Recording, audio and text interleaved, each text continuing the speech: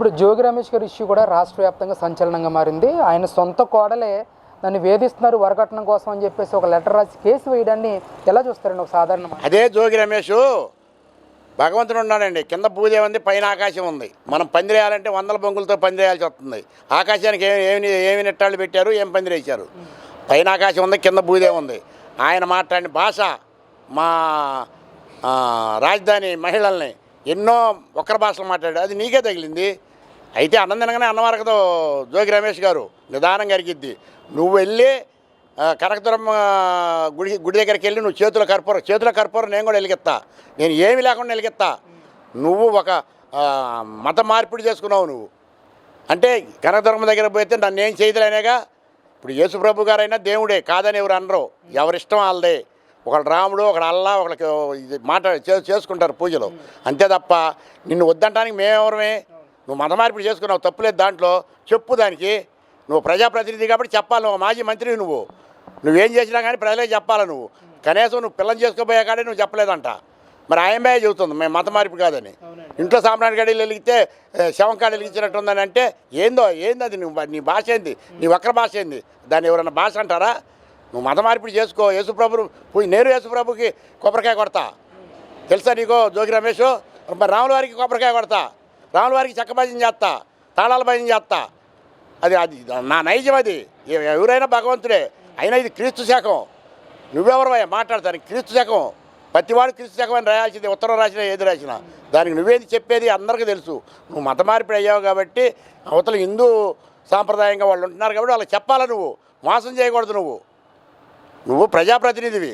నువ్వు ఉండదుండని చెప్పి వాళ్ళు ఇష్టపడితే చేసుకో. నువ్వు చేసినంత దుర్మార్గమైన పని. అది ఎవరికో రెడ్ బుక్ గిడ్డ బుక్ కాదు. అంటే కావాలనే జోగి రమేష్ ఫ్యామిలీని టార్గెట్ చేసి ఈరోజు సోషల్ మీడియాలో పోస్టులు పెట్టిస్తున్నాడు కూటమి ప్రభుత్వం సంబంధించిన నాయకులు అని చెప్పేసి కూడా వైసీపీ వాళ్ళు మాట్లాడుతున్నారు. కూటమి ప్రభుత్వంలో నాయకులకి అంత దమ్ము ధైర్యం ఉన్న నాయకులు నేను చూడలేదయ్యా తెలుగుదేశంలో. నేను 40 సంవత్సరాల కాంగ్రెస్లోనే ఉండా. తెలుగుదేశం పార్టీలో మొన్న మా రాజధానిలోనే కొంతమంది తలుపులు తీసుకొని రాలా బయటికి తెలుగుదేశం నాయకులే. నువ్వేంది మాట్లాడే? తెలుగుదేశం నాయకులు అసభ్యంగా రారు, అసభ్యంగా మాట్లాడరు, ఎవరిని అనరు. వాళ్ళు కర్రలు తీసుకొచ్చేవాళ్ళు కాదు. సాక్షాత్ చంద్రబాబు నాయుడే ఎంతో సౌమ్యంగా ఉన్నాడు తెలుసా మీకు? అసలు నువ్వైనా తెలుసుకోవాలిగా. పేరు నాని భార్య అని ఏమన్నాడు? పోలీసులు తీసుకెళ్తుంటే ఆడ మనిషిని తీసుకెళ్ళొద్దు అన్నాడుగా. ఆ నైజం మీకు ఎందుకు తెలియదు? మన మనుషులు కదా, మన కడుపుకి అన్నం తింటలేదా? గడ్డి ఏమన్నా తింటున్నావా ఏంది? మనం ఎట్టబడితే అట్ట చంద్రబాబు నాయుడు గారిని మాట్లాడటానికి నేను కాంగ్రెస్ వాదిగానే చెబుతున్నాను నీకు. నేను మాట్లాడు చంద్రబాబు నాయుడు గారిని ఎట్టబడితే అట్ట మాట్లాడి సరిపోయిద్దా? మా రాజధానిలోనే కాదు రాష్ట్రంలో ఏ తప్పు జరిగినా ఫస్ట్ చంద్రబాబు నాయుడు గారిని విమర్శించేది నేను. గుర్తుపెట్టుకో నువ్వు జోగి రమేష్, గుర్తుపెట్టుకో. నువ్వు ఫస్ట్ విమర్శించేది నేనే. అట్లాంటిది నువ్వు ఇలా ఏం చేశా? ప్రజలకు దొరికిపోయావు. ఆంధ్ర రాష్ట్ర ప్రజలకి నీ కోడలు పెట్టి కేసులకి దొరికిపోయావా నువ్వు? అంతే తప్ప నిదానంగా వచ్చింది. మమ్మల్ని మా మహిళల్ని ఏమైతే అన్నావు నువ్వు, మా పెళ్ళాలనే అయ్యే నీకు తగిలి వచ్చింది. మా బాధతో మేము చేసాం. ఇక డిఎస్సీ మీద కూడా విస్తృతంగా నిన్నటి వరకు వైసీపీ రాష్ట్ర వ్యాప్తంగా నిరసన వ్యక్తం చేసింది. లోకేష్ పోస్టులు అమ్ముకున్నాడని చెప్పి లోకేష్ గారు జగన్మోహన్ రెడ్డికి ఛాలెంజ్ విసిరితే పేరుని నాని లోకేష్ ఛాలెంజ్ విసురుతూ ఉన్నాడు. ఎలా చూడొచ్చండి అసలు ఇదంతా? ఈ ఛాలెంజ్లు విసరటం ఇవన్నీ కళ్ళబొల్లి కబుర్లు ఇవన్నీ. ఎందుకంటే కూటమి ప్రభుత్వం మీద గుడ్డగాల్చి మీద వేయటం. అసలు ఆ డిఎస్సి జరిగి అన్నాలైంది 2 సంవత్సరాలు అయింది. వాళ్ళు జాయిన్ అయ్యి టీచర్స్ పోస్టులో జాయిన్ అయ్యి వాళ్ళు 2 సంవత్సరాల నుంచి జీతభత్యాలు తీసుకుంటా వాళ్ళు ఎవరు మాట్లాడుతుంది? మరి 150 కేసులు వేశారుగా కోర్టుల్లో. మరి ఒక కేసు అయినా వచ్చిందని నీ తరపున రాలేదుగా.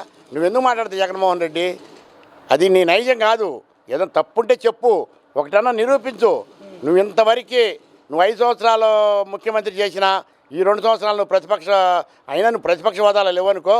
నువ్వు ఉండగానే ఒక్కడు కూడా నిరూపించలేకపోయావు. నువ్వు అనవసరమైన మాటలు మాట్లాడొద్దు జగన్మోహన్ రెడ్డి గారు. ఇకనైనా నువ్వు ప్రజా ప్రతినిధిగా ప్రజల్లో మమేకమై ఉండటం నేర్చుకో. అంటే లోకేష్ని రాజీనామా చేయాలి. డిఎస్సీ అవకతవలకు సంబంధించి 10 నుంచి 15 లక్షల వరకు స్పోర్ట్స్ కోటాలకు సంబంధించిన ఈ డిఎస్సీ పోస్టులు అమ్ముకున్నాడు లోకేష్. ఖచ్చితంగా రాజీనామా చేయాలని చెప్పేసి డిమాండ్ చేస్తున్నాడు. దేశం అంతా జరిగింది కాబట్టి సెంట్రల్ గవర్నమెంట్ది, అది రాష్ట్ర గవర్నమెంట్ది కాదు, లేకపోతే జిల్లా పరిషత్తు కాదు, లేకపోతే మండల పరిషత్తు కాదు.